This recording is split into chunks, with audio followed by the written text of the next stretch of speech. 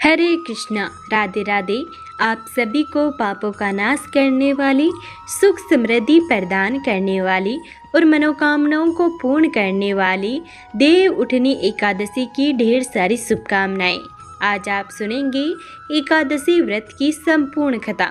तो चलिए अपने जीवन की मंगल कामना करते हुए सुनते हैं एकादशी की कथा। प्राचीन समय की बात है। राजा नाबाग के अम्बरीश नामक एक प्रतापी पुत्र थे। वे बड़े वीर, बुद्धिमान व तपस्वी राजा थे। वे जानते थे कि जिस धन वैभव के लोभ में पड़कर प्राणी घोर नरक में जाते हैं, वह कुछ ही दिनों का सुख है। इसलिए उनका मन सदैव भगवत भक्ति व दीनों की सेवा में लगा रहता था। राज्याभिषेक के बाद राजा अम्बरीश ने अनेक यज्ञ करके भगवान विष्णु की पूजा उपासना की, जिन्होंने प्रसन्न होकर उनकी रक्षा के लिए अपने सुदर्शन चक्र को नियुक्त कर दिया। एक बार राजा अम्बरीश ने अपनी पत्नी के साथ द्वादशी प्रदान एकादशी व्रत करने का निश्चय किया। उन्होंने भगवान विष्णु का पूजन किया और ब्राह्मणों को अन्न धन का भरपूर दान दिया। तभी वहां दुर्वासा ऋषि का आगमन हो गया। वे परम तपस्वी व अलौकिक शक्तियों से युक्त थे, किंतु क्रोधी स्वभाव के कारण उनकी सेवा सुविधा में विशेष सावधानी बरतनी पड़ती थी। राजा अम्बरीश ने उनका स्वागत किया और उन्हें श्रेष्ठ आसन पर बिठाया। तत्पश्चात दुर्वासा ऋषि की पूजा करके उसने प्रेम पूर्वक भोजन ग्रहण करने का आग्रह किया। दुर्वासा ऋषि ने उनका आग्रह स्वीकार कर लिया, किंतु भोजन से पूर्व नित्य कर्मों से निवृत्त होने के लिए दुर्वासा ऋषि यमुना नदी के तट पर चले गए। वे परब्रह्मा का ध्यान कर यमुना के जल में स्नान करने लगे। इधर द्वादशी केवल कुछ ही क्षण शेष रह गई थी। स्वयं को धर्म संकट में देखकर राजा अम्बरीश ब्राह्मणों से परामर्श करते हुए बोले, हे मान्यवरों, ब्राह्मणों को बिना भोजन कराए स्वयं खा लेना और द्वादशी रहते भोजन न करना दोनों ही मनुष्य को पाप का भागी बनाते हैं। इसलिए इस समय आप मुझे ऐसा उपाय बताइए जिससे कि मैं पाप का भागी न बन सकूं। ब्राह्मण बोले, हे राजन, शास्त्रों में कहा गया है कि पानी भोजन करने के समान भी है और सम्मान नहीं भी है। इसलिए इस समय आप जल पीकर द्वादशी का नियम पूर्ण कीजिए। यह सुनकर राजा अम्बरीश ने जल पी लिया और दुर्वासा ऋषि की प्रतीक्षा करने लगे। जब दुर्वासा ऋषि लौटे तो उन्होंने तपोबल से जान लिया कि राजा अम्बरीश भोजन कर चुके हैं। अतः वह क्रोधित हो उठे और कटु स्वर में बोले, दुष्ट अम्बरीश, तू धन के मद में चूर होकर स्वयं को बहुत बड़ा मानता है। तूने मेरा तिरस्कार किया है, मुझे भोजन का निमंत्रण दिया, लेकिन मुझसे पहले स्वयं भोजन कर लिया। अब देख, मैं तुझे तेरी दुष्टता का दंड देता हूँ। क्रोधित होकर दुर्वासा ऋषि ने अपनी एक जटा उखाड़ी और राजा अम्बरीश को मारने के लिए एक भयंकर और विकराल कृत्या उत्पन्न की। कृत्या तलवार लेकर राजा अम्बरीश की ओर बढ़ी, किंतु वे बिना विचलित हुए मन ही मन भगवान विष्णु का स्मरण करते रहे। जैसे ही कृत्या ने राजा अम्बरीश के ऊपर आक्रमण करना चाहा, राजा अम्बरीश का रक्षक सुदर्शन चक्र सक्रिय हो गया और पल भर में उसने कृत्या को जलाकर भस्म कर दिया। जब दुर्वासा ऋषि ने देखा कि चक्र तेजी से उन्हीं की ओर बढ़ रहा है, तो वे भयभीत हो गए। अपने प्राणों की रक्षा के लिए दुर्वासा ऋषि आकाश, पाताल, पृथ्वी, समुद्र, पर्वत, वन आदि अनेक स्थानों पर शरण लेने गए, किंतु सुदर्शन चक्र ने उनका पीछा नहीं छोड़ा। घबराकर दुर्वासा ऋषि ने ब्रह्मा जी से रक्षा की गुहार लगाई। ब्रह्मा जी प्रकट हुए, किंतु असमर्थ होकर बोले, वत्स, भगवान विष्णु द्वारा बनाए गए नियमों में मैं बंधा हुआ हूँ। प्रजापति इंद्र, सूर्य आदि सभी देवगण भी इन नियमों का उल्लंघन नहीं कर सकते।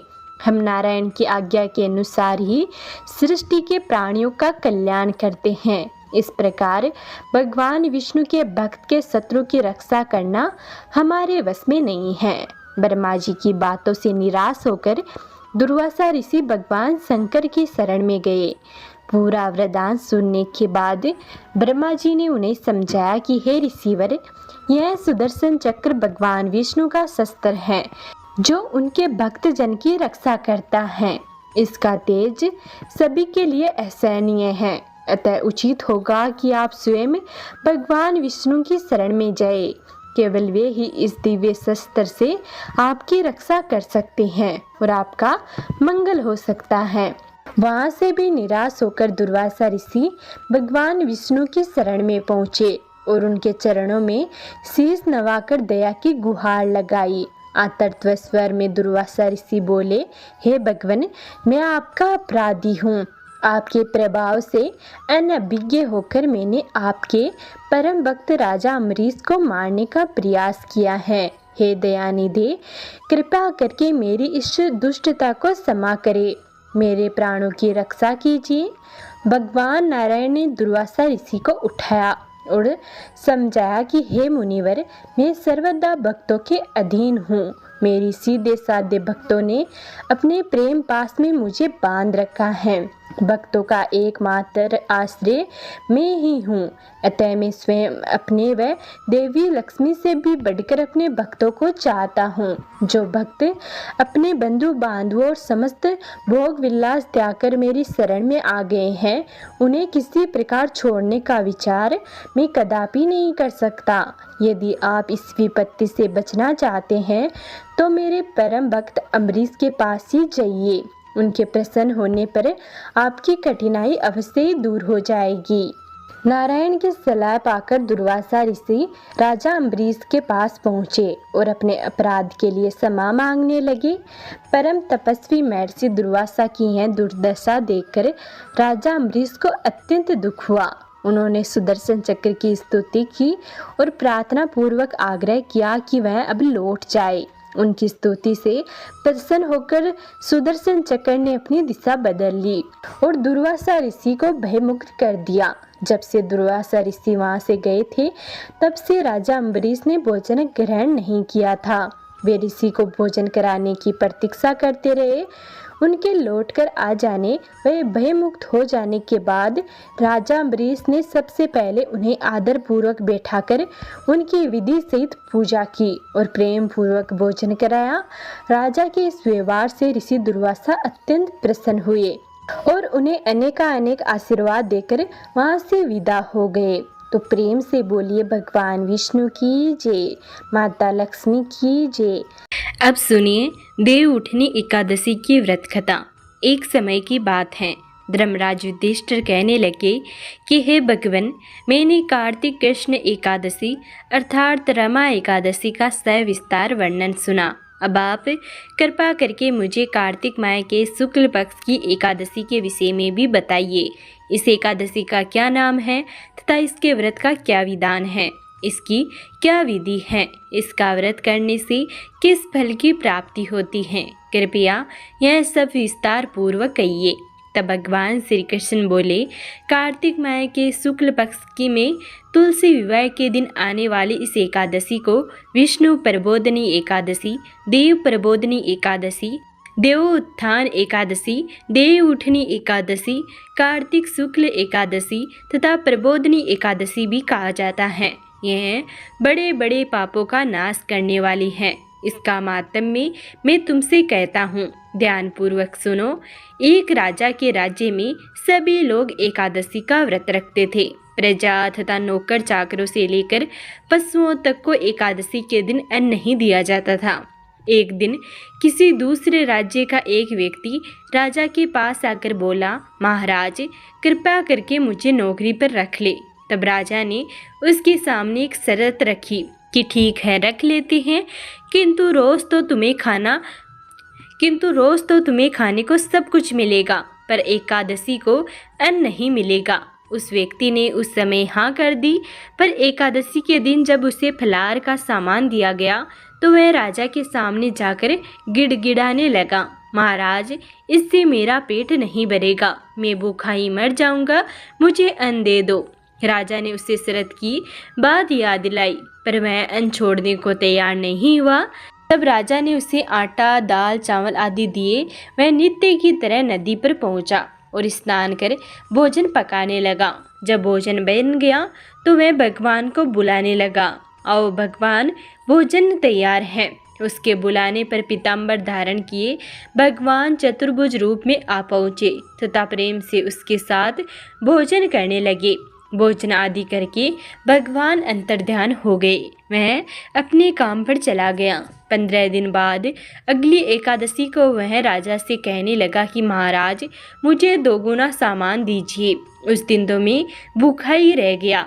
राजा ने कारण पूछा तो उसने बताया कि हमारे साथ भगवान भी खाते हैं, इसलिए हम दोनों के लिए ये सामान पूरा नहीं होता है।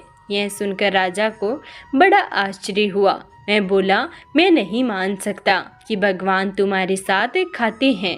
मैं तो इतना व्रत रखता हूँ, पूजा करता हूँ, पर भगवान ने मुझे कभी दर्शन नहीं दिए। राजा की बात सुनकर वह बोला, महाराज, यदि विश्वास न हो तो साथ चलकर देख लो। राजा एक पेड़ के पीछे छिपकर बैठ गया। उस व्यक्ति ने भोजन बनाया तथा भगवान को शाम तक पुकारता रहा, परंतु भगवान नहीं आए। अंत में उसने कहा, हे भगवान, यदि आप नहीं आए तो मैं नदी में कूदकर प्राण त्याग दूंगा। लेकिन भगवान नहीं आए तो मैं प्राण त्यागने के उद्देश्य से नदी की तरफ बढ़ा। प्राण त्यागने का उसका दृढ़ इरादा जान शीघ्र ही भगवान ने प्रकट होकर उसे रोक लिया और साथ बैठकर भोजन करने लगे। खा पी कर वे उसे अपने विमान में बैठाकर अपने धाम को ले गए। यह देखकर राजा ने सोचा कि व्रत उपवास से तब तक कोई फायदा नहीं होता जब तक मन शुद्ध न हो। इससे राजा को ज्ञान मिला। वह भी मन से व्रत उपवास करने लगा और अंत में स्वर्ग को प्राप्त हुआ। तो प्रेम से बोलिए, भगवान श्री हरि विष्णु की जय, तुलसी माता की जय। अब सुनिए तुलसी माता की कहानी। एक समय की बात है, एक गांव में एक बूढ़ी महिला रहती थी। वह प्रतिदिन पूजा पाठ किया करती थी।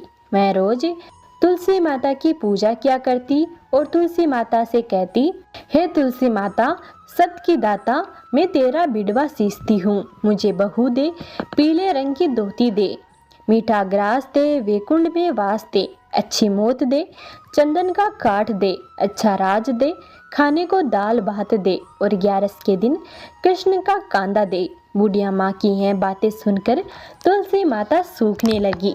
तुलसी माता को यूं सूखते देखकर भगवान ने पूछा, हे तुलसी, तुम दिन प्रतिदिन क्यों सूखती जा रही हो? तुलसी माता ने कहा कि बस मेरे मन की मत पूछो। भगवान ने कहा कि मैं नहीं पूछूंगा तो कौन पूछेगा।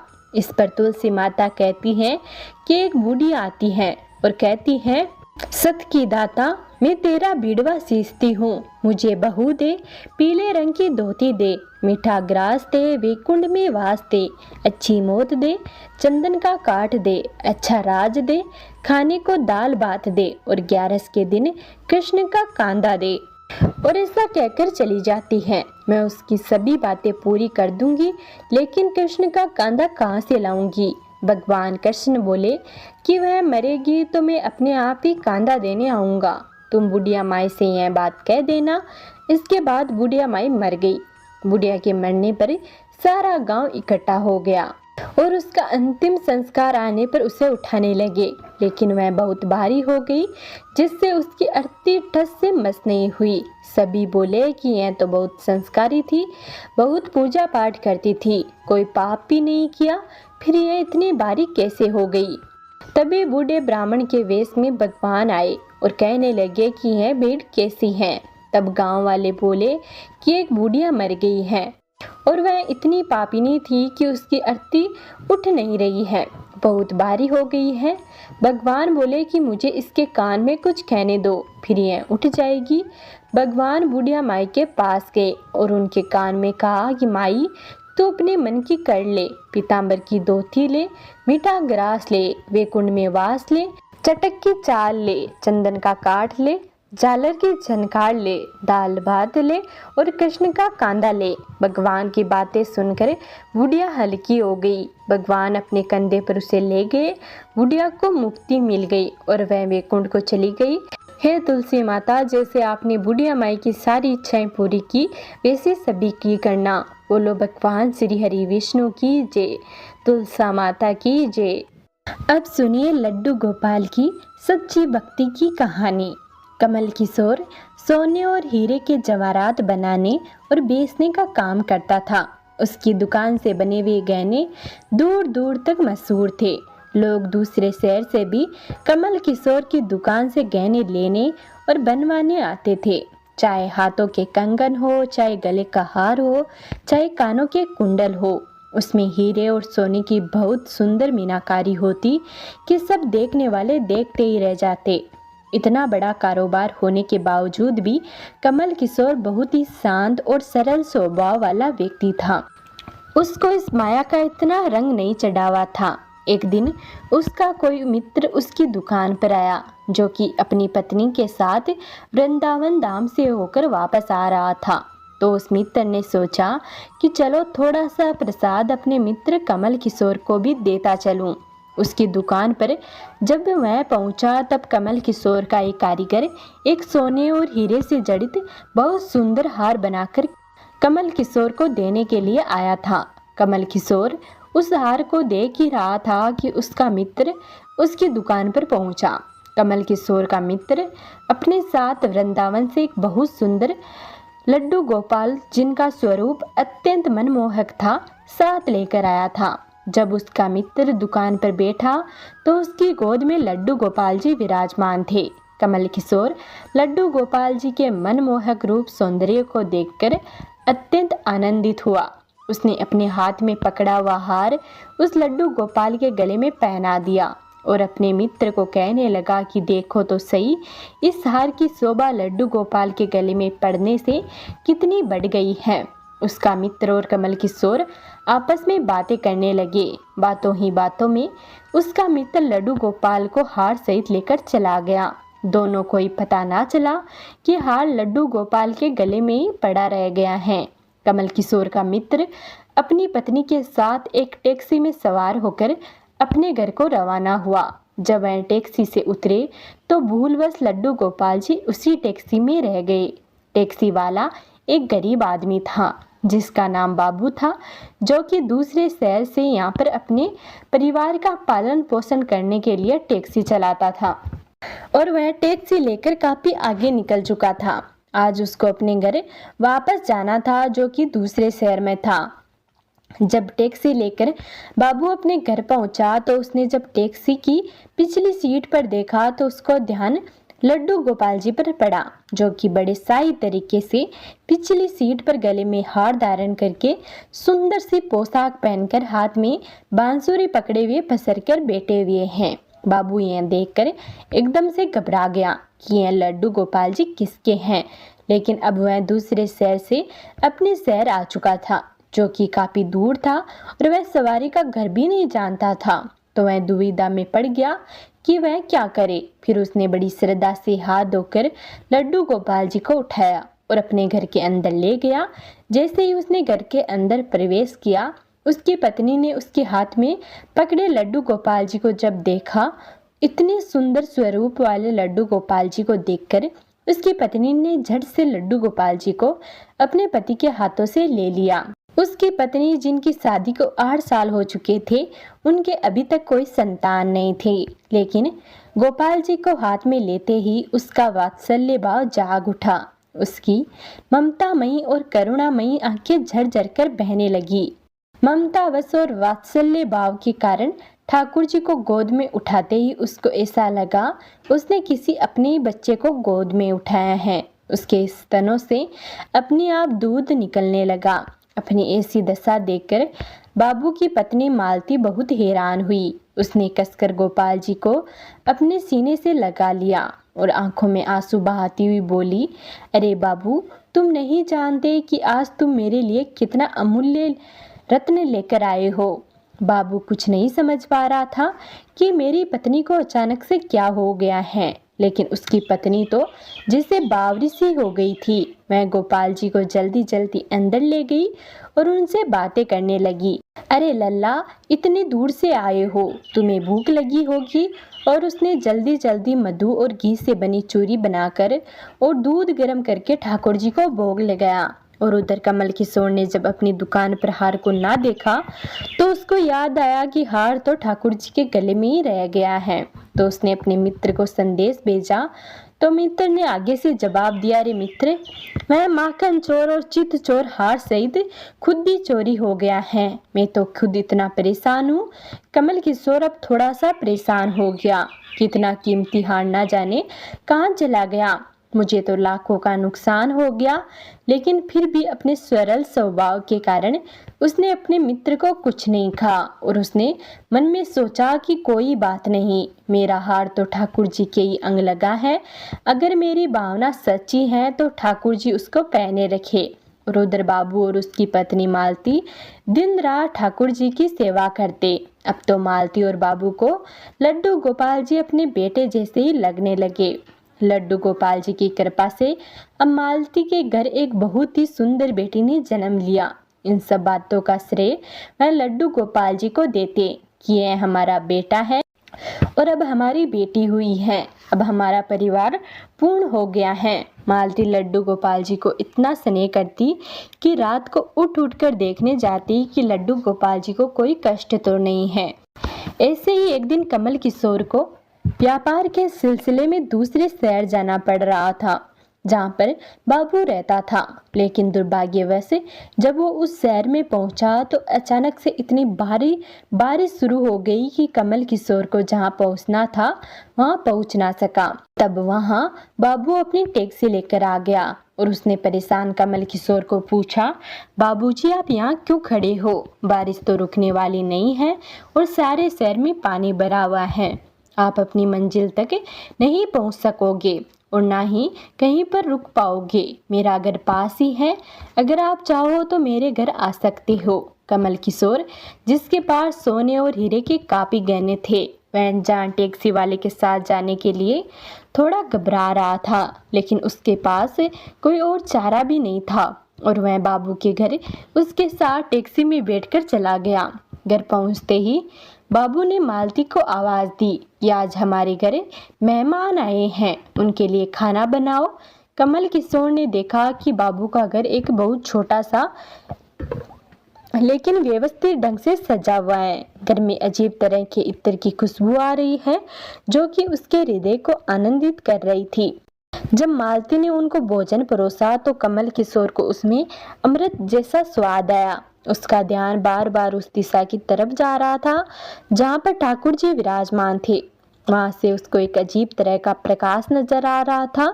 तो कमल किशोर ने बाबू से पूछा कि अगर आपको कोई एतराज ना हो तो क्या आप बता सकते हो कि उस दिशा में क्या रखा है? मेरा ध्यान उसकी तरफ आकर्षित हो रहा है। तो बाबू और मालती ने एक दूसरे की तरफ मुस्कुराते हुए कहा कि वहां पर तो हमारे घर के सबसे अहम सदस्य लड्डू गोपाल जी विराजमान हैं। तो कमल किशोर ने कहा, क्या मैं उनके दर्शन कर सकता हूँ? तो मालती उनको उस कोने में ले गई जहाँ पर लड्डू गोपाल जी विराजमान थे। कमल किशोर लड्डू गोपाल जी को और उनके गले में पड़े हार को देखकर एकदम से हैरान हो गया। यह तो वही लड्डू गोपाल है और यह वही हार है जो मैंने अपने मित्र के लड्डू गोपाल जी को डाला था। कमल किशोर ने बड़ी विनम्रता से पूछा, यह गोपाल जी तुम कहाँ से लाए? बाबू, जिसके मन में कोई छल कपट नहीं था, उसने कमल किशोर को सारी बातें बता दी कि कैसे उसको सौभाग्य से लड्डू गोपाल जी मिले और उनके हमारे घर आने से हमारा दुर्भाग्य सौभाग्य में बदल गया। तो कमल किशोर ने कहा, क्या तुम जानते हो कि जो हार ठाकुर जी ने गले में पड़ा है उसकी कीमत क्या है? तो बाबू और मालती ने बड़ी विनम्रता से हाथ जोड़कर कहा कि जो चीज हमारे लड्डू गोपाल जी के अंग लग गई है, हम उसका मूल्य नहीं जानना चाहते और हमारे लाला के सामने किसी चीज, किसी हार का कोई मोल नहीं है। तो कमल किशोर एकदम से चुप हो गया और उसने मन में सोचा कि चलो अच्छा है, मेरा हार ठाकुर जी ने अपने अंग लगाया हुआ है। अगले दिन जब वह चलने को तैयार हुआ और बाबू उसको टैक्सी में लेकर उनकी मंजिल तक पहुंचाने गया, जब कमल किशोर टैक्सी से उतरा और जाने लगा तभी बाबू ने उनको आवाज़ लगाई कि जरा रुको, यहाँ आपका कोई सामान हमारी टैक्सी में रह गया है। लेकिन कमल किशोर ने कहा मैंने तो वहाँ कुछ नहीं रखा। लेकिन बाबू ने कहा यह बैग तो आप ही का है। जब कमल किशोर ने उसको खोल कर देखा तो उसमें बहुत सारे पैसे थे। कमल किशोर एकदम से हक्का बक्का रह गया कि यह तो उतने ही पैसे हैं जितने की उस हार की कीमत है। उसकी आंखों से आंसू आ गए कि जब तक मैंने निश्चल भाव से ठाकुर जी को वह हार धारण कराया हुआ था तब तक उन्होंने पहने रखा। मैंने उनको पैसे का सुनाया तो उन्होंने मेरा अभिमान तोड़ने के लिए मुझे पैसे दे दिए हैं। मैं ठाकुर जी से क्षमा मांगने लगा, लेकिन अब हो भी क्या सकता था। इसलिए हमारे अंदर ऐसे भाव होने चाहिए कि उनमें अहंकार न होकर विनम्रता होनी चाहिए। और ठाकुर जी जैसा चाहते हैं वैसा ही होता है। हम तो निमित्त मात्र हैं। कौन ठाकुर जी को वृंदावन से लाया और किसके घर जाकर वह विराजित हुए, ये सब ठाकुर जी की लीला है। जिसके घर रहना है, जिसके घर सेवा लेनी है, ये सभी जानते हैं। हम तो निमित्त मात्र हैं, बस हमारे भाव शुद्ध होने चाहिए। ठाकुर जी तो बड़े बड़े पकवान नहीं बल्कि भाव से खिलाई छोटी से छोटी चीज को भी ग्रहण कर लेते हैं। तो प्रेम से बोलिए लड्डू गोपाल की जय, भगवान श्री हरि विष्णु की जय, एकादशी माता की जय। तो ये था आज का वीडियो। अगर आपको यह वीडियो पसंद आया हो तो वीडियो को लाइक कर कमेंट में एकादशी माता की जय जरूर लिखें और साथ ही चैनल को सब्सक्राइब जरूर कर लें।